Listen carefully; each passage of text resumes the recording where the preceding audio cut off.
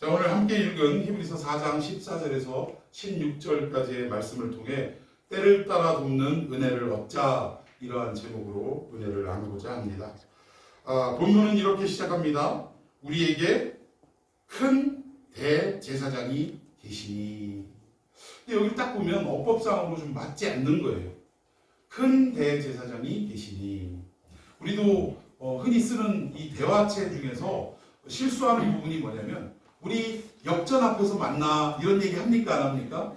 해요. 역전 앞에서 만나라고 얘기하지만 사실은 역전할 때 전자가 무슨 전자예요? 앞전자 아닙니까? 역전이라는 말 자체가 역 앞이라는 의미를 담고 있는데, 우리는 역 앞에서 만나 이렇게 말하는 것과 똑같은 실수를 자주 범하게 되더라는 것입니다. 근데 오늘 본문에도 여기에 대제사장 하면 대자가 무슨 대자예요? 큰 대자 아닙니까? 그러니까 큰 제사장이라는 의미가 이미 내포되어 있는데 그 앞에 또 큰이라는 이 부사를 넣었다라는 거예요. 이 형용사를 넣었다라는 거예요. 큰 대제사장이 계시니. 자, 그렇다면 성경이, 이 히브리서 기자가 실수를 한 것일까요? 뭔가 이 귀한 성령의 감동하심을 입고 역사 가운데 기록한 이 성경책이 뭔가 잘못된 이런 결과로 나타난 것일까요? 그렇지 않다라는 것입니다. 여기에 큰 대제사장이라고 굳이 이렇게 두 번에 걸쳐서 기록한 이유는 이 크다라는 의미를 강조하기 위해서 여기에 기록을 했다라는 것입니다. 여러분, 그도 그럴 것이, 지금 이 히브리서 이 편지를 받는 수신자가 누구라고 말씀을 드렸냐면 흩어져 사는 유대인들이라고 했어요. 그러면 이 유대인들의 정서와 인식 속에 대제사장 하면은 뭐가 떠오를까요? 누가 떠오를까요? 아론의 반차를 쫓는 대제사장이 떠오를 것입니다. 그런데 히브리서에서 말하는 이 큰 대제사장은 아론의 반차를 따라서 이렇게 해서 대물리는 이 대제사장을 말하는 것이 아니라 누구를 말하느냐? 한 분밖에 안 계신 이 멜기세덱의 반차를 쫓은 예수 그리스도를 소개하기 위해서, 그분을 대제사장이라고 지금 소개하기 위해서 지금 이 편지를 쓰고 있는데, 따라서 아론의 반차를 쫓는 이 유대인들의 인식을 뭔가 이렇게 전환시키고 바꾸기 위해서 큰 대제사장이라 이러한 단어를 차용해서 지금 사용하고 있다는 것입니다. 그러면 이 큰 대제사장 되시는 예수님이 어떤 분이냐 이거예요. 어떤 분이냐. 오늘 이 본문 히브리서에서는 이 큰 대제사장 되신 예수님을 두 가지로 지금 나타내고 있습니다. 자, 첫 번째는 어떤 분이라고 말씀하고 계시냐? 승천하신 분이다라고 설명을 하고 있다는 거예요. 자, 우리 14절 다 같이 한번 읽어보겠습니다. 시작. 그러므로 우리에게 큰 대제사장이 계시니 승천하시니 곧 하나님의 아들 예수시라. 아멘. 여기까지만 읽어보겠습니다. 우리 예수님, 큰 대제사장 되시는 예수님을 어떤 분이라고 소개하고 있냐? 승천하신 분이다라고 소개하고 있다라는 거예요. 근데 여러분, 예수 믿는 사람들 중에 더군다나 이 히브리서를 받는 수신자가 흩어진 유대인들, 그것도 개종한, 그리스도교로 개종한 유대인들이라고 했는데, 아니 예수 믿는 사람 치고 승천이라는 거 모르는 사람 있습니까? 없습니까? 없지요. 예수 믿는 사람이라면, 적어도 몇 년 동안 이렇게 하나님 말씀을 듣고 배우고 익혔던 사람이라면 예수님이 이 땅에 오셔서 십자가의 죽으심을 알 것이고, 또 사흘 만에 부활하심도 알 것이고, 그리고 40일 이 땅에 함께 하시다가 하늘로 들려 올라가시는 승천도 익히 알 것입니다. 근데 과연 이 승천의 의미가, 그러면 하늘로 올라가신 것, 또 마태복음 28장에 보면 올라가실 때 뭐에 가리워서 올라가셨다고 나와 있어요? 구름에 가리워서 올라가셨다. 그래서 계시록을 가리키는 많은 또 좀 약간 이상하신 분들, 그분들은 항상 예수님이 뭐 타고 오신대요? 구름 타고 오신대요. 아마 예수님은 서유기에 나오는 손오공하고 좀 친분이 두터우신가? 그래서 사람들은 맨날 구름 타고 오실 예수님을 기다리면서 어디를 봅니까? 하늘을 바라봐요. 왜? 구름이 어디 있기 때문에? 하늘에 있기 때문에.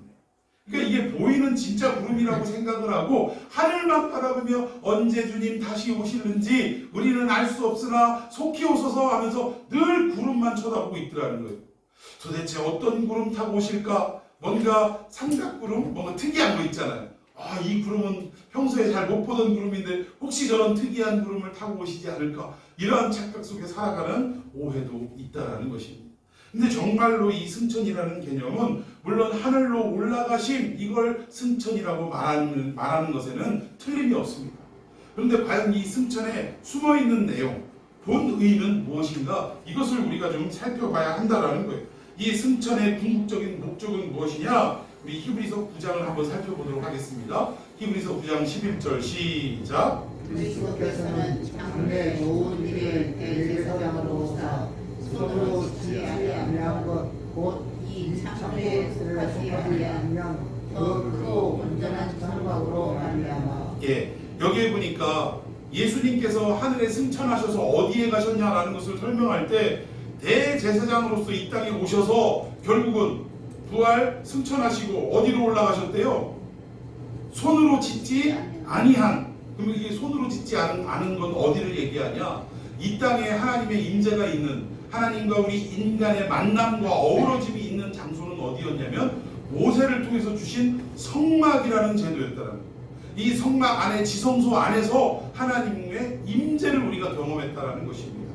그런데 이 아론의 반차를 좇은 대제사장은 이 제사를 드릴 때에 매년 한 번 대속죄일 날 백성들의 모든 죄를 짊어지고 그 안에 들어가서 제사를 드림으로 죄를 속했는데, 이것이 그 다음 해에도 또 드려야 되고 그 다음 해도 또 드려야 되는, 즉 한 번에 끝나는 제사가 아니라, 속죄가 아니라 계속적으로 드려야 하는, 끝도 없이 드려야 하는 그러한 속죄였다는 거예요. 근데 우리 예수님은 십자가상에서 죽으시고 부활 승천하심으로 말미암아 어디로 올라가셨냐? 인간의 손으로 지은 성막이 아니라 인간의 손으로 짓지 아니한 하나님이 직접 지으신 하늘 성소에 올라가셨다라는 것입니다. 이게 승천이라는 거예요. 그리고 왜 이곳에 올라가는 걸 승천이라고, 뭐 때문에 승천하셨느냐? 우리 인간의 죄를 어떻게 하시려고? 단번에 속죄하시려고. 아론의 반차를 좇은 대제사장은 방금 설명드렸던 것처럼 올해 제사를 드렸으면 내년에도 또 드려야 되고 내년에도 또 드려야 되고, 그리고 나서 그 대제사장이 죽게 되면 그 뒤를 이은 또 다른 제사장이 이 일들을 계속적으로 행해야 됐다는 거예요. 끝도 없이 이 일을 행해야 됐다는 것입니다. 그런데 우리 예수님은, 큰 대제사장으로 오신 우리 예수님은 이 속죄의 제사, 즉 우리에게 구원을 허락하시는 이 제사를 매년 반복해서 드리는 것이 아니라 어떻게 드렸다고요? 한 번에, 성경으로 표현하면 단번에 이거를 해결하셨다는 것입니다. 우리 12절도 한번 읽어봅시다. 12절 시작. 용서와 소환이 필요하지 아니하고 오직 자기의 피로 영원한 속죄를 이루사 단번에 성소에 들어가셨느니라. 아멘. 단번에 성소에 들어가신 이유가 뭐예요? 매년 짐승들의 피로는 반복해서 제사를 드려야 됐지만 당신의 피로 속죄를 할 때 더 이상 반복되지 않는 단번에 모든 죄의 문제를 해결하는 그 제사를 드리기 위해 하늘 성소에 올라가셨다는 사실입니다. 여러분, 이것이 인간의 대제사장과 우리 예수님을 소개하는 큰 대제사장의 차이인 줄을 믿으시기를 바랍니다. 여러분, 인간은 끊임없이 이 속죄 제사를 반복해서 드려야 했지만, 아론의 반차를 좇은 대제사장은 이것을 반복적으로 드려야 했지만, 우리 예수님은 이것을 단번에 해결해 주셨다는 것입니다. 단번에 해결하신 동시에 더 이상 반복하지 않는 영원한 속죄를 하나님 앞에 올려드렸다는 거예요. 그래서 이걸 우리가 흔히 얘기할 때 뭐라고 얘기하냐면 영단번이다, 이렇게 얘기해요. 여러분 들어보셨습니까? 영단번. 영원한 속죄를 단번에 해결하셨다는 거예요. 그래서 영단번의 속죄다라고 신학적으로 표현을 합니다. 그래서 이 결국 무엇을 얘기하냐? 이 제사, 즉 아론의 제사, 아론의 반차를 좇은 이 제사, 계속적으로 반복해서 드리는 이 제사는 결국 무엇을 나타내냐면 장차 이 땅에 오셔서 영단번의 제사로 말미암아 우리를 구원하실 예수 그리스도의 하늘 성소에 들어가는 사건을 예표하는 모형과 그림자로 아론의 반차를 허락해 주셨다. 자, 우리 다시 9장 24절 한번 읽어봅시다. 9장 24절 제가 먼저 읽습니다. 그리스도께서는 참 것의 그림자인 손으로 만든 성소에 들어가지 아니하시고 바로 그 하늘에 들어가사 이제 우리를 위하여 하나님 앞에 나타나시고, 25절 대제사장이 해마다 다른 것을 비로소 성소에 들어가는 것 같이 자주 자기를 드러내고 아니하실지니. 예, 대제사장은 매년 이렇게 성소에 들어가서 제사를 드렸지만 그리스도께서는 결국 이것이 무엇을 나타내는지 그 어떤 모형과 또 모형과 그림자의 실체로서 이렇게 나타나신 것이다, 행하신 것이다라고 24절에 말씀하고 있습니다. 자, 우리 26절 다 같이 읽습니다. 시작. 그리하면 그가 세상을 창조하면부터 자주 고난을 받았어야 할 것이오되 이제 자기를 단번에 제물로 드려 죄를 없이 하시려고 세상 끝에 나타나셨느니라. 아멘. 그러니까 예수님의 승천은 단순히 하늘로 올라가셨다라는 것을 나타내는 차원이 아니라 우리의 인간의 모든 죄를 속하기 위해 그동안에는 매년 반복적으로 드려지는 제사로서 영원한 속죄를 이룰 수 없었지만 예수 그리스도께서 단번에 죽으심으로 당신을 제물로 드려 단번에 드리심으로 하늘 성소에 들어가셨는데 하늘 성소에 들어가신 이유가 뭐라고요? 우리의 속죄를 완전하게 단번에 해결하기 위해서 올라가셨다라는 것입니다. 이걸 뭐라고 한다? 승천이라고 한다. 그러니까 단순히 하늘나라로 올라가셨다라는 것을 승천이라고 하지 않고 승천의 목적이 뭐냐? 우리의 죄를 단번에 해결하기 위해 하늘 성소로 들어가시기 위해 하늘로 올라가신 사건이 승천이다라고 설명을 드릴 수 있는 것입니다. 여러분 어떻게 제가 부족한 입술로 설명을 드렸는데 이해가 가십니까? 승천은 그냥 하늘로 올라간 게 아니라 목적을 가지고 올라가셨다라는 거예요. 우리 예수님이 이 땅에 계속 남아 계신다면 그러면 우리의 죄와 우리의 허물의 문제가 해결이 됩니까? 안 됩니까? 안 되는 거예요. 하늘 성소에 올라가셔서 영원한 속죄를 단번에 드리셔야만 우리의 죄가 해결이 되기 때문에 예수님은 그것을 해결하기 위해 하늘로 올라가시고 하늘 성소에 들어가셨다는 사실입니다. 그러니까 예수님은 이렇게 승천하신 분이다. 그래서 우리에게 뭐가 되시냐? 큰 대제사장이 되시는 분이다 라고 지금 히브리서의 이 수신자들에게, 이 성도들에게 지금 설명을 하고 있다는 것입니다. 자, 두 번째, 그러면 예수님이 우리에게 큰 대제사장이 되시는데 어떤 분이냐 이거예요. 첫 번째로는 승천하신 분인데 두 번째는 어떤 분이냐? 우리 14절 다시 한번 읽어봅시다. 시작. 그러므로 우리에게 큰 대제사장이 되시니 승천하시니 곧 하나님의 아들 예수시라. 우리가 믿는 도리를 굳게 잡을지어다. 아멘. 여기 보니까 예수님이 누구시래요? 하나님의 아들. 여러분 믿으십니까? 예수님은 인간이 아니에요. 또 신 절반, 인간 절반 이렇게 계신 분이 아닌 줄로 믿습니다. 많은 이단들이 참으로 오해를 하고 잘못된 길로 들어서는 이유 중에 하나가 원래 예수님은 인간이었다 이거예요. 인간인데 어느 순간인가 성령님의 역사로 성령님의 임재하심으로 그가 그리스도로 쓰임을 받았다고 이렇게 얘기하는 경우가 있고 또 어떤 경우는 절반은 인간이고 절반은 신이다. 이걸 뭐라 그래요? 반신 반인. 이거 어디 그리스 신화에서나 나오는 존재 아닙니까? 그러나 우리 예수님은 어떤 분이냐? 100% 신인 동시에 100% 인간이라는 사실입니다. 이거는 우리의 어떤 이성으로는 설명이 안 되는 거예요. 100%가 전체인데 어떻게 신 100%, 인간 100%를 분리적으로 이걸 설명할 수 있습니까? 어떤 수학 공식으로도 이건 설명이 불가능한 거예요. 그러나 분명한 것은 우리 예수님은 완전한 신인 동시에 완전한 인간이 됨을 믿으시기를 바랍니다. 오늘 그 예수님, 우리에게 큰 대제사장이 되시는 예수님이 하나님의 아들이라고 지금 소개하고 있다는 거예요.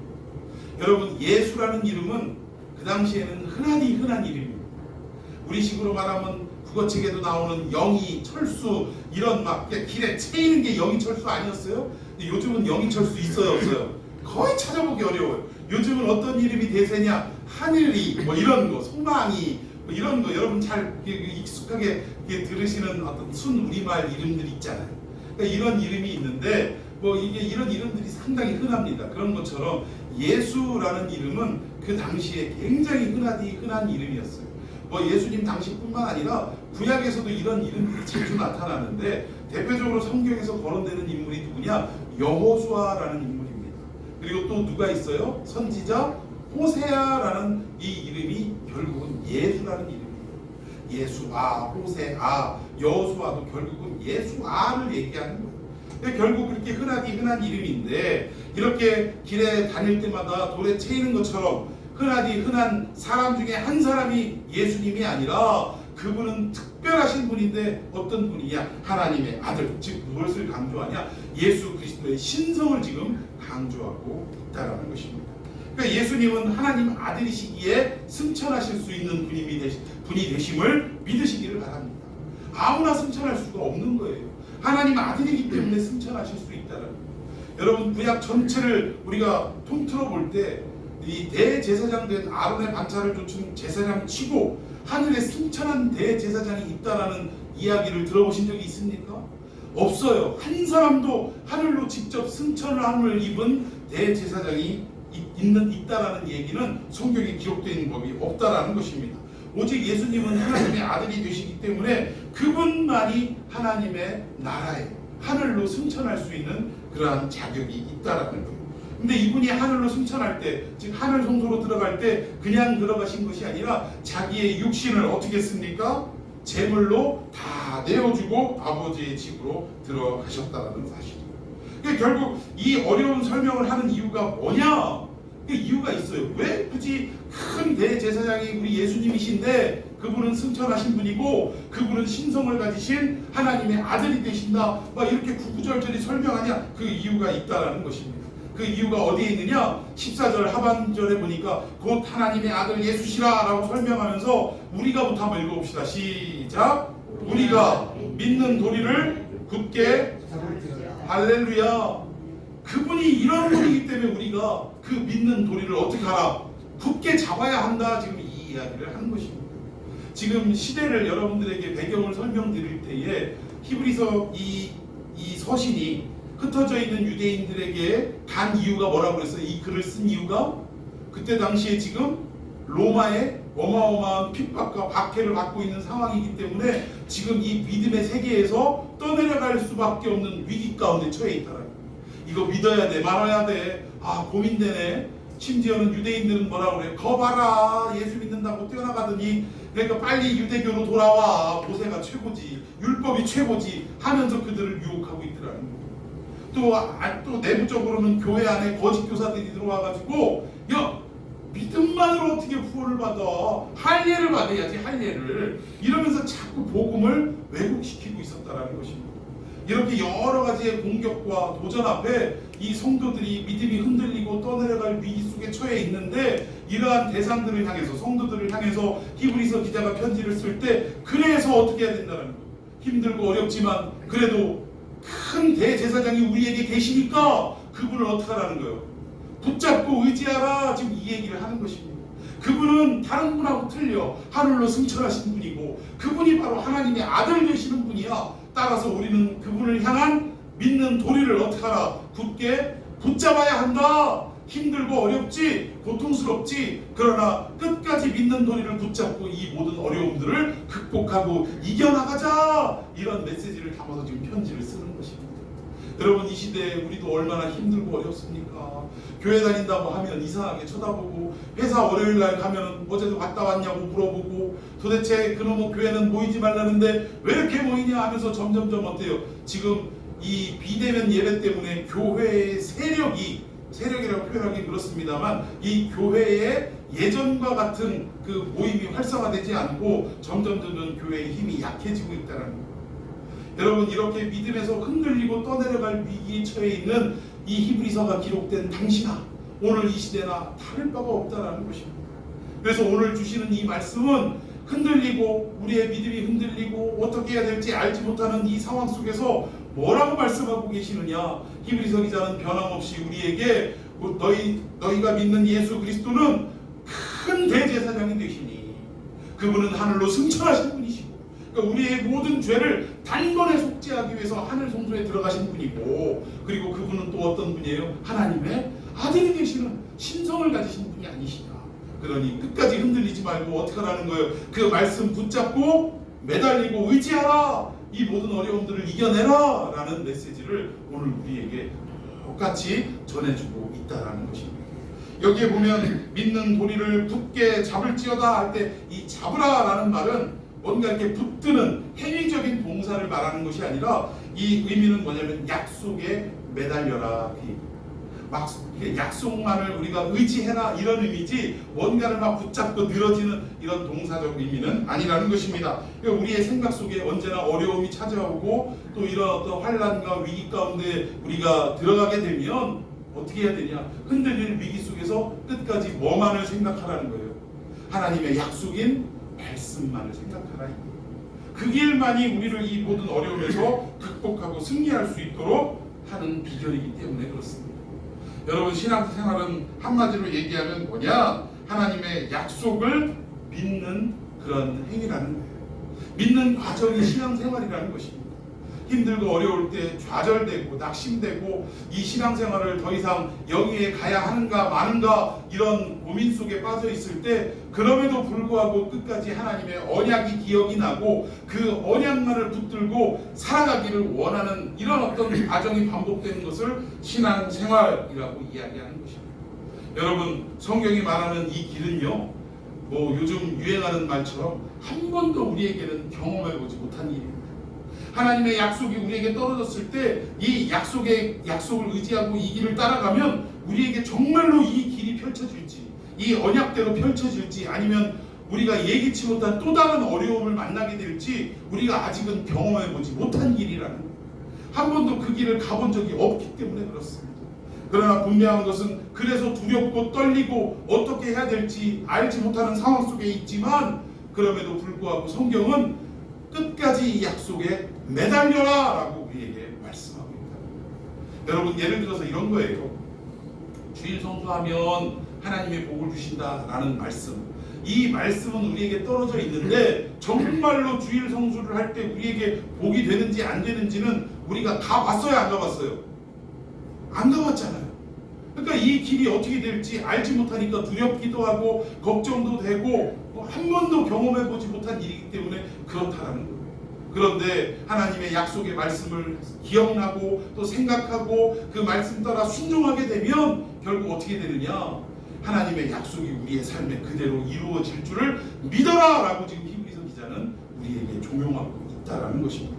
여러분, 로마 제국 안에서 고난받는 이들이 떠내려갈 위기 속에 처해 있고 또 그들의 삶이 풍파가 닥치고 파도가 들이치지만 끝까지 그 약속에만 매달려 있으라고 지금 권면하고 있다는 거예요. 여러분, 이 권면이 오늘 저와 여러분에게 들려지는 역사가 있기를 축원해 드리겠습니다. 여러분, 우리가 어려워도 이 권면을 들어야 하는 이유가 계속적으로 반복해서 설명드립니다만 우리에겐 누가 계시기 때문에? 큰 대제사장이 우리에게 계시기 때문에. 여러분, 믿습니까? 그분은 그냥 하늘로 올라가신 분이 아니라 우리의 모든 죄를 단번에 속죄하기 위해서 하늘 성소에 들어가기 위해 승천하신 분이고, 그리고 그분은 바로 하나님의 아들이 되신다라고 우리에게 지금 설명하고 있습니다. 자, 그러면 예수님이 어떤 분인지 우리에게 설명을 다 해줬고 또 그분의 약속의 말씀만 붙들고 나아가라 라는 권면도 우리가 받았습니다. 자, 그러면 우리가 2000년 전에 로마의 핍박과 압제 속에 처해 있는 성도의 입장으로 딱 돌아가 보십시다. 지금 히브리서 기자가 우리에게 예수님은 큰 대제사장이시고 승천하신 분이시고 하나님의 아들 되시니 그분의 언약만 붙잡고 나아가라 라는 권면을 들었을 때 여러분이 그때 당시에 흩어져 사는 유대인들, 그리스도인들이라면 어떤 생각이 드시겠어요? 할렐루야! 이러면서 용기를 얻으시겠어요? 지금 내가 죽었는데, 아니 지금 내가 밥을 벌어먹지를 못하고 이 길드라는 이 상인 연합회에 들어가지도 못해서 경제 활동이 불가능하고 새끼들은 지금 배고프다고 울고불고 난리를 치고 있는데, 아니 지금 이 얘기가 예수님은 큰 대제사장이시고 승천하신 분이고 그리고 하나님의 아들이 되시니 그분만 바라봐라 라고 할 때 그게 할렐루야 라고 와 닿겠냐 이거예요. 너무나 우리 현실과는 어떤 얘기냐, 동떨어진 이 얘기로 들리더라는 것입니다. 가슴에 와닿지가 않아요. 이런 얘기를 하면 아유, 뜬구름 잡는 얘기하고 있네, 그런 생각이 들었겠습니까? 안 들었겠습니까? 오늘 이 시대도 마찬가지. 어렵고 힘들고 괴로운 나날을 지나갈 때 끝까지 세상에 많은 유혹이 있지만 끝까지 하나님의 약속만 붙들고 우리가 살아가야 한다 라고 이야기할 때 아이고, 그렇게 갖고 어느 세월에 세상이 바뀌어? 뜬구름 잡는 얘기하고 이거 이론적인 얘기고 학문적인 얘기지 라고 여러분들에게 그렇게 이해가 됩니까? 안 됩니까? 그렇게 이해가 될 수밖에 없다라는 거예요. 2000년 전에 우리 성도들도 똑같다라는 것입니다. 현실이 죽었는데 하늘 성소가 뭔 얘기요? 지금 당장 죽었는데 라고 큰 대제사장이 뭐 어떡하겠다는 얘기야? 라고 들릴 수밖에 없다라는 것입니다. 여러분, 그도 그럴 것이 우리도 지금 예배드리고 내일 가면 우리를 괴롭히는 그 또라이가 여전히 우리를 기다리고 있을 텐데 이런 생각 안 드세요? 교회 갔다 왔냐고 또 물어닥치는, 또 우리를 그냥 살살 약올리고 조롱하는 그 세상 말로 미친 또라이가 또 우리를 괴롭힐 텐데, 세상은 바뀌지 않는데 하늘 성소가 뭔 얘기고 큰 대제사장은 또 어떤 얘기란 말인가 라고 이렇게 들릴 수밖에 없다라는 것입니다. 이러한 우리들을 향해서 성경은 또 우리에게 권면해주고 계시더라고요. 자, 우리 15절 말씀 다 같이 읽어봅시다. 시작. 우리에게 있는 대제사장은 우리의 연약함을 인정하지 못하시니가 아니오 모든 일에 우리와 똑같이 시험을 받으신 이로되 죄는 없으시느냐. 아멘. 이게 어떤 의미냐면 우리에게 있는 대제사장, 즉 예수 그리스도를 말하는 것입니다. 그 예수 그리스도는 어떤 분이냐? 우리의 연약함을 동정하지 못하실 이가 아니요. 아주 쉽게 하지. 우리를 충분히 동정하실 분이다. 이렇게 긍정문으로 설명하면 되는데, 부정문으로 우리의 연약함을 동정하지 못하실 이가 아니요 라고 이렇게 기록을 했다라는 거예요. 그 이유가 뭡니까? 왜 이렇게 부정문으로 했느냐? 긍정문으로 그냥 쉽게 말하는 것보다 어떻게 하려고? 훨씬 더 강조하기 위해서 우리 예수님은 확실하게 우리를 동정하실 수 있는 능력의 분이시다라는 것을 강조하기 위해서 이렇게 부정문을 사용했다라는 것입니다. 자, 그렇다면 여기에 우리의 모습을 연약한 인간이라고 지금 설명을 하고 있는데, 연약한 존재라고 설명하고 있는데, 이 헬라어로 연약하다라는 말이 여러 가지로 해석이 됩니다.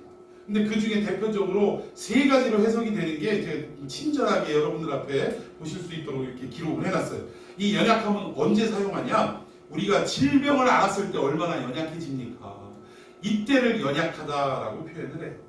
그리고 두 번째는 미숙하다라는 상황이 될 때도 이 사람 참 미숙하구나 라는 것을 연약한 사람이다 라고 표현을 한다라는 것입니다.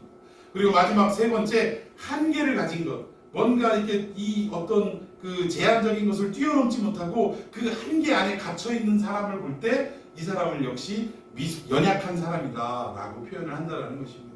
근데 오늘 15절에 나오는 우리의 연약함을 할 때 이 연약함은 어떤 내용이냐? 세 번째, 한계를 가진 이러한 연약함을 설명하고 있는 거예요. 여러분, 우리 인간은 시간과 공간의 한계 속에 있는 존재인 것을 여러분 잘 아실 줄로 믿습니다. 우리는 한계가 있어요. 그래서 그것 때문에 우리가 연약할 수밖에 없고, 대표적인 거로 우리는 또 어떤 물질의, 즉 경제적인 활동을 하는 인간이기 때문에 돈 앞에 연약해질 수밖에 없다라는 거예요. 또 우리 어떤 그 혈연 관계로 맺어진 그런 존재이기 때문에 이 자식 앞에 연약해질 수밖에 없는 게 우리들의 모습이라는 것입니다. 이런 것처럼 뭔가 시간의 한계가 있고 공간의 한계가 있는 것을 뛰어넘어서 어떤 이런 물질에도 연약함이 있고 또 자식 앞에 연약함이 있는 이러한 존재들인데, 이 연약함을 우리 예수님이 다 어떻게 하신대요? 동정하시고도 남음이 있는 분이다라고 설명을 하고 있다라는 것입니다. 여러분, 예수님은 하나님 아들이시니까 충분하게 이 모든 것들을 동정하시고도 남겠지라고 설명을 하는데, 이렇게 이해를 하는 경향이 있는데 사실은 그게 아니에요. 예수님은 우리와 똑같은, 아까 말씀드렸죠? 100% 신인 동시에 100% 인간이다라고 말씀드렸습니다. 예수님은 우리가 겪어야 할 모든 것들을 똑같이 겪어내신 분이라는 거예요. 우리가 배고플 듯이 예수님도 배가 고팠고 또 희노애락을 다 느끼셨고 또 우리 주변에 일어나는 모든 일들을 똑같이 다 행하셨다라는 것입니다. 그러니까 예수님은 특출나서 모든 사탄의 그 유혹 앞에, 미혹 앞에 예수님은 특출나서 이겨내신 분이 아니라 우리와 똑같은 인간의 모습으로 이겨냈기 때문에 예수님이 위대하신 것을 믿으시기 바랍니다. 하나님 아들로서, 신으로서 사탄의 그 유혹을 이겨냈다면 대단합니까? 안 대단합니까? 뭐가 대단해요? 당연한 거지. 하나님의 아들이 이겨낸 건 당연한 거죠. 그런데 그분이 정말로 대단하신 건 뭐냐면 우리와 똑같은 육신을 입고 똑같은 조건 하에서 사탄 마귀의 모든 유혹을 어떻게 하셨다고요? 물리치신 분이라 이 말입니다. 그래서 그분이 위대하신 거예요. 예수님은 우리와 똑같이 성경에 보니까 뭐래요? 어려서부터 뭐 키가 자라시고 지혜가 자라시고 그러니까 우리가 겪었던 모든 일들을 다 겪으셨다는 거예요. 여러분 성경 말고 외경이라는 것들이 있습니다. 외경이라는 것들인데 외경에 보면 예수님의 일대기를 막 이렇게 막 성장 부분을 많이 기록한 책이 있는데 예수님이 무슨 막 이상한 마술을 일으키고 막 이런 이야기들이 너무나 많아요. 어려서부터 막 예수님을 괴롭히는 누구를 그냥 한마디 딱 저주했더니 막 아주 그냥 속된 말로 아주 아작이 났더라 막 이런 얘기가 있고 하여튼 막 별의별 이야기가 있는데 사실 그렇지 않습니다. 예수님은 이 사생애 30년 동안 우리와 똑같은 모습으로 성장하시고 자라나셨다라는 거예요. 네, 이분이 대단하신 것은 우리가 겪었던 모든 한계를 같이 겪으셨기 때문에 그러고도 남음이 있으셨기 때문에 우리를 충분히 이해하시고 동정하기에 부족함이 없는 분이다 라고 성경은 말씀하고 있는 것입니다. 여러분 예수님이요 그래서 우리의 모든 연약함을 아시는 거예요. 우리의 찌질함도 아시는 겁니다. 우리의 그 참 부질부질한 성격도 다 아시는 거예요. 왜? 우리와 같은 걸 다 겪으셨기 때문입니다. 그래서 우리를 불쌍히 여기시고 동정하시는 분이다 라고 성경은 말씀하고 있습니다. 여러분 예수님만이 우리에게 친절한 동정을 하시는 분으로 믿으시기를 바랍니다. 여러분 이 사건이 어디에 나오냐면 나인성 과부가 아들을 잃었어요. 아들이 죽었어요. 하나밖에 없는 그 독자가 죽었어요.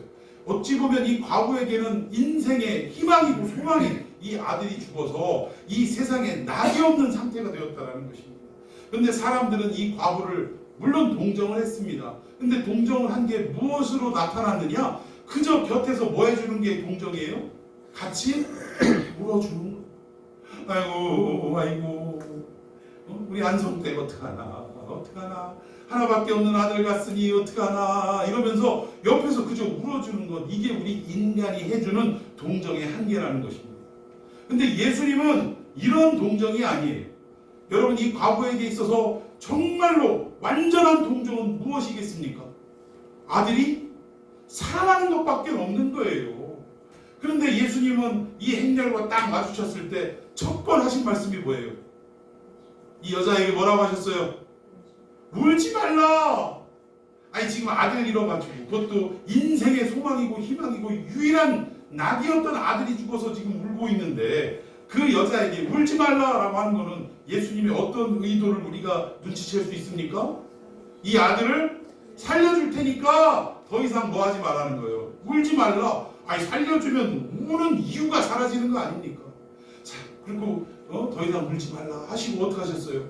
그 아들이 들어가 있는 관에 뭘 대셨어요? 손을 대셨어요. 여러분 구약의 율법으로는 죽어있는 것에 손을 대면 됩니까? 안 됩니까? 죽은 것은 부정한 거예요. 그 부정한 것에 손을 대면 손을 댄 사람도 부정해지는 것입니다. 그런데 예수님은 그것을 아심에도 불구하고 이 죽어있는 시신이 들어있는 관에 손을 대셨다. 여러분 이것은 무엇을 말합니까? 우리의 연약함을 동정하시기 위해서 그 죽어있는 모든 시체, 부정한 것을 예수님의 손이 맞닿을 때 어떻게 되는 거예요? 예수님의 정함이 그 시신에 전가가 되고 도리어 그 시신의 부정함은 누구에게로 전가가 되는 거예요? 예수님께로. 여러분 이게 우리 예수님의 십자가의 원리입니다. 예수님이 십자가에 죽으신 이 사건은 결국 뭐예요? 우리 인간의 모든 부정함이 누구에게 전가가 되는 겁니까? 제물 대신 예수님께 다 전가가 되는 거예요. 이걸 흔히 전문 용어로 덤태기라고 하는 거예요. 덤태기. 모든 죄를 우리 예수님께 덤태기를 다 씌워서 죽이는 것입니다. 그러한 동시에 어때요? 예수님의 그 정결함이 누구에게 전가가 되는 거예요? 우리 인간에게 전가가 돼서 우리가 깨끗함을 옳다함을 입는 놀라운 은혜를 입게 되었다는 것입니다. 여러분 결국 예수님은요 이 과부 누구도 같이 울어주는 정도밖에 동정하지 못하는 이 상황 속에서 그 정말 완전하고도 완벽한 동정, 그 아들을 살려주시는 이 역사를 일으키심으로 우리에게 유일한 동정하시는 분이 되신다라는 것을 보여주고 있지 않습니까? 여러분 우리 예수님이야말로 우리의 이 연약함, 한계를 가진 이 연약함을 완벽하게 동정해 주실 수 있는 능력의 주님이 되심을 믿으시기를 바랍니다. 그러니까 결국 우리에게 이런 분이 계시니 어떻다라는 거예요. 이 핍박과 환난 속에서도 지쳐 쓰러지고 떠내려가지 말고 끝까지 그분만을 붙잡고 의지하라.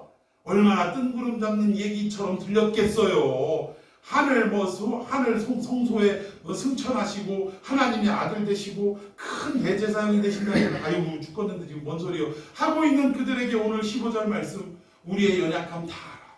너가 지금 핍박받고 곤란한 지경에 처해 있고 또 힘겨운 하루하루를 지내고 있는 거 내가 다 안다. 그러면서 너의 그 연약함을 나만이 어떻게 하시겠다는 거예요. 충분한 동정을 할 수 있다라고 성경은 말씀하고 있는 것입니다. 여러분 위로가 되십니까? 위안이 되십니까? 우리에게 유일한 동정하실 수 있는 분은 예수 그리스도 한 분뿐이라는 사실. 자, 우리 15절 다 같이 한번 그 내용을 생각하면서 읽어봅시다. 시작. 우리에게 있는 대제사장은 우리의 연약함을 동정하지 못하실 리가 아니요 모든 일에 우리와 똑같이 시험을 받으신 이로되 죄는 없으시니라. 아까 예수님이 우리와 똑같은 입장의 모든 일들을 겪었다라는 것이 여기에 나오잖아요. 모든 일에 우리와 똑같이 시험을 받으신 분이다. 그럼에도 불구하고 죄 앞에 쓰러진 게 아니라 죄를 이기신 분이다. 그분은 죄가 없으신 분이다 라고 소개를 한다라는 것입니다. 그러니까 결국 우리의 눈물도 아시고 못남도 아시고 찌질함도 아시고 연약함도 다 아신다라는 사실. 그럼에도 불구하고 우리를 어떻게 하신다? 끝까지 동정하신다라는 사실. 이 예수님이 저와 여러분에게 함께 계시니 얼마나 기쁘지 아니하였소냐.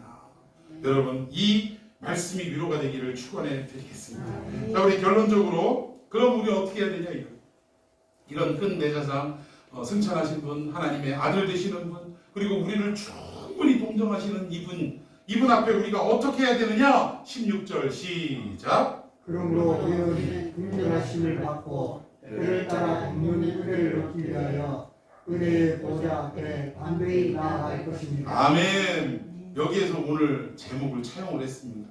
자, 여기에 보니까 첫 번째 어떻게 해야 되느냐? 긍휼하심을 받아야 된대요. 긍휼하심.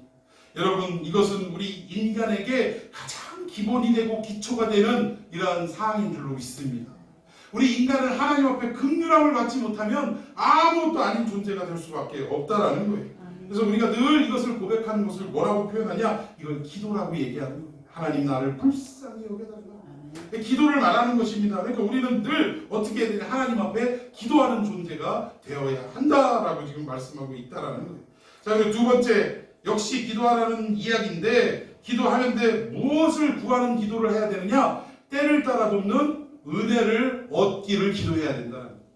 긍휼하심을 얻는 기도도 해야 되는 동시에 때를 따라 돕는 은혜도 우리에게 역사해달라고 기도를 해야 된다는 것입니다. 여기에 보면 때를 따라 돕는 은혜라고 하는데 결국 뭔가의 필요를 지금 얘기하는 거예요. 필요함이 있으니까 이것을 얻기 위해서 기도해야 된다는 얘기인데 여기에 필요는 누구의 필요일까요? 우리의 필요일까요? 하나님의 필요일까요? 여기에 나오는 필요는 바로 우리의 필요를 말합니다. 그런데 오해하지 말 것은 우리의 필요니까 우리가 돈 없으면 돈 달라고 하고 우리가 뭐가 없으면 뭐 달라고 하고 이렇게 하면 하나님이 다 들어주시는구나 라는 이야기가 아니라는 거예요. 여러분 하나님은 우리의 필요함을 잘 아시는 분입니까? 아닙니까? 우리보다도 우리가 무엇이 필요한지를 더 잘 아시는 분이 하나님인 줄로 믿으시기를 바랍니다. 그러니까 단순히 우리가 필요합니다 라고 요구하는 우리의 필요가 아니라 너에게는 이게 필요하구나 라는 하나님의 어떤 의지에 어떤 기초한 필요를 얘기한다. 그러니까 단순히 우리가 지금 당장 돈이 필요하고 뭐가 필요하고 이거를 요구한다고 해서 들어주시는 하나님이 아니고 또 그것을 기도하라는 내용이 아니라 하나님께서 우리가 무엇이 필요한지를 알고 허락해 주셔야 할 내용을 우리가 간구해야 된다라는 이야기라는 사실. 그러니까 우리 신앙의 수준이 저 밑바닥에 있고 정말 물질적이고 육신적인 신앙이라면 하나님의 이 뜻을 알겠습니까? 모르겠습니까? 모를 수밖에 없는 거예요. 그래서 우리가 신앙이 성장돼야 되는데 우리의 신앙이 성장되는 것은 결국 무엇이냐? 하나님의 말씀이 우리를 경책하고 가르치고 이끌어 주셔서 우리가 성장할 수 있다라는 거예요. 늘 말씀을 가까이 하고 말씀을 듣는 그 자리에 여러분들이 있어야 한다라는 사실입니다. 여러분 E.M. 바운즈라는 신학자가 있습니다. E.M. 바운즈 이렇게 좀 찾아보니까 1835년에서 1913년까지 사셨는데 이분이 이 기도에 대한 이야기를 참 많이 하신 신학자예요. 근데 이분이 뭐라고 이야기했냐? 기도란 하면서 첫 번째 한번 읽어볼까요? 1번 시작. 하나님의 긍휼을 입는 가장 적극적인 삶의 방식이다. 예, 기도하는 사람이야말로 하나님의 긍휼을 입는 적극적인 사람이다라는 거예요. 여러분, 기도하는 사람은 내가 연약하고 부족하다는 것을 스스로 어떻게 하는 거예요? 인정하고 자인하는 사람, 이 사람이 기도한다는 것입니다. 기도하지 않는 이유는 뭐예요? 하나님 없이도 나 혼자의 힘으로 얼마든지 해결할 수 있다라고 생각하기 때문에 기도하지 않는 거예요. 여러분, 간단합니다. 우리의 기도의 삶이 계속적으로 이어지는 이유는 하나님, 나는 하나님이 없으면 아무것도 할 수 없습니다. 그래서 하나님 나를 불쌍히 여기시고 나와 함께 해주십시오. 이게 기도 아니겠습니까? 그런데 큰일이든 작은 일이든 하나님 앞에 기도하지 않고 자기의 경험과 자기의 지식을 앞세워서 모든 것을 해결하려고 하는 사람은 결국 무엇을 말하느냐? 하나님 없이도 얼마든지 나 혼자의 능력으로 해나갈 수 있습니다라는 교만의 발로라는 거예요. 여기에서 지금 기도란 뭐냐? 하나님의 긍휼을 입는 가장 적극적인 삶의 방식이야. 여러분, 우리가 부족하고 연약함을 느낀다면, 하나님 없이 아무것도 할 수 없는 존재라는 것을 여러분들이 믿으신다면, 여러분 가장 빠른 길은 기도하는 길인 줄로 믿으시길 바랍니다. 기도해야 되는 거예요. 자, 두 번째 기도란 무엇이냐? 2번 시작. 내 뜻이 무너지고 아버지의 뜻이 채워져 가는 과정이다. 아멘. 기도라는 것은 내 주장을 관철시키는 것이 기도가 아니라 결국 뭐예요? 내 뜻은 무너져 내려가고 결국 아버지의 뜻이 채워져 가는 것이 기도라는 사실. 대표적인 기도, 이거 딱 보면 나오잖아요. 무슨 기도? 겟세마네의 기도. 이 장면을 옮겨주십시오 하고 처음에는 내 뜻을 좀 이야기하다가 결국은 무엇으로 끝나요? 아버지의 뜻대로 하옵소서. 내 원대로 마옵시고 아버지의 원대로 하옵소서라고 아버지의 모든 뜻이 채워져가는 이러한 결과로 마무리 지는 기도가 겟세마네의 기도 아니겠습니까? 결국 우리의 기도도 이렇게 마무리가 되어야 한다는 거예요. 그런데 이 모든 것이 결국 성경에서는 뭐라고 표현하고 있냐? 때를 따라 돕는 은혜라고 이야기하고 있다는 거예요. 처음엔 우리가 우리의 뜻대로 기도하고 부르짖고 땡깡 부리고 나의 필요를 고집하고 이러던 우리의 기도가 점점 하나님의 말씀으로 깨달아지고 결국은 누구의 뜻으로 채워져 가냐? 하나님의 뜻으로 채워져 가고 하나님의 뜻대로 내 삶을 순복해가는 결과로 나타나는 것, 이것이 바로 때를 따라 돕는 은혜라는 사실입니다. 여러분, 대표적인 사건이 누가복음 19장의 탕자의 사건이에요. 탕자라고 표현하면 좀 그런데 둘째 아들의 사건입니다. 여러분, 둘째 아들이 아버지의 재산을, 살아계신 아버지에게 유산을 달라고 해서 외국에 가서 다 탕진하고 심지어 가장 경멸하는 돼지치는 일을 하는데 돼지가 먹는 쥐엄나무 열매조차도 그 사람에게 주는 사람이 없더라라고 성경은 말씀하고 있습니다. 그러다가 이 둘째 아들이 아버지의 집으로 돌아갈 것을 결정을 했는데 왜 이런 결정을 했을까요? 배고파서? 그 집에 돌아가면 종들만큼이라도 내가 대우를 받으면 이것보다는 낫다라는 생각이 들었기 때문에 아버지의 집에 돌아갈 결심을 했을까요? 그게 아니라 결국 이 둘째 아들은요, 사실은 아버지의 집으로 돌아가면 죽게 될 수도 있는 상황입니다. 왜? 여러분, 이 성경에 볼 때 아버지는 늘 상거가 먼데 우리식으로 표현하면 동구박 저 마을 어귀를 늘 바라보고 있었다고 했어요. 그러다가 둘째 아들이 그 짓골이 돼갖고 나타나는데 그걸 한눈에 알아보고 아버지가 어떻게 하셨대요? 달려가셨대요. 왜 달려가셨을까? 반가워서? 내 아들! 하고 탁 끌어안으려고 달려가셨을까요? 여러분, 여기에 율법의 내용이 들어있는 거예요. 살아있는 아버지에게 유산을 달라 해가지고 나가면 이런 아들을 어떻게 하게 돼 있어요? 이런 불효를 일으킨 아들은 마을에서 소식을 듣고 이건 부모의 동의와 상관없이 어떻게 하게 돼 있어요? 돌로 때려 죽이게 돼 있다는 거예요. 아버지가 달려간 이유가 무엇인지 눈치채셨습니까? 행여나 이 동구 밖에서 마을 어귀로 들어오는 입구에, 그 마을 입구에는 항상 성문에는 뭐가 있어요? 재판장이 있어요. 재판장이. 아주 그냥 이 일을 판단할 수 있는 재판장이 버티고 있는 그 자리에 아들이 나타났으니 아버지하고 만나기도 전에 이 아들이 어떻게 될 수 있는 위험이 있어요? 돌 맞아 죽을 위험이 있는, 이 모든 것을 안돼 내 아들 손대지 마 하고 달려간 게 아버지의 이 의도라는 거예요. 여러분 이해가 가십니까? 무슨 뭐 영화에서 뭐 감동적인 장면을 연출하려고 달린 게 아니라 내 아들 살리려고 달려가셨다는 거예요. 이게 아버지의 사랑인 줄로 믿으시기 바랍니다. 우리를 향하신 하나님의 사랑이라는 거예요. 그리고 나서 딱 그 아들을 감싸 안고 모든 신분을 회복시켜주고 반지도 껴주고 옷도 새로 갈아입혀주고 이런 놀라운 은혜를 경험하게 되는데, 결국 이렇게 되기까지 아들은 알아서 온 게 아니라 사실 죽을 수도 있다는 것을 다 알면서도 찾아왔다. 그럼에도 불구하고 아버지의 집으로 돌아온 이유는 뭐냐? 단 하나. 자기의 인생을, 자기의 운명을 누구에게 거는 거예요? 아버지께 거는 거예요. 살든지 죽든지 나는 이건 나중 일이고 아버지께 내 인생을 걸겠다라는 마음으로 돌아왔다라는 것입니다.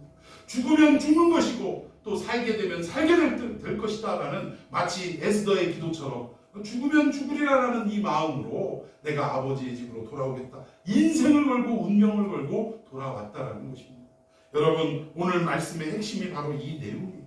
어렵고 힘들고 참으로 이 핍박 속에 하루하루를 살아가고 점점 교회의 세는 약해지고 그리스도인들은 줄어들고 정말 이 교회, 이 기독교가 이 군소 종교로 전락해야 될 이런 위기 가운데 지금 처해 있는데, 이런 상황 속에서 우리는 어떻게 해야 되냐? 이 기독교에서 흘러 떠내려가야 될 위기 속에서도 끝까지 우리의 대제사장이 되시는 예수님만 우리가 바라보고, 그분은 하늘로 승천하신 분이고 하나님의 아들 되시는 분인 동시에 결국 뭐예요? 우리의 모든 연약함을 다 동정하실 수 있는 분이라는 이 약속의 말씀 붙잡고 우리가 끝까지 나아갈 때 결국 어떻게 해요? 우리의 인생을 그분 앞에 걸면 결국 우리가 살든지 죽든지 그 다음 문제는 어떻게 하겠다는 거예요?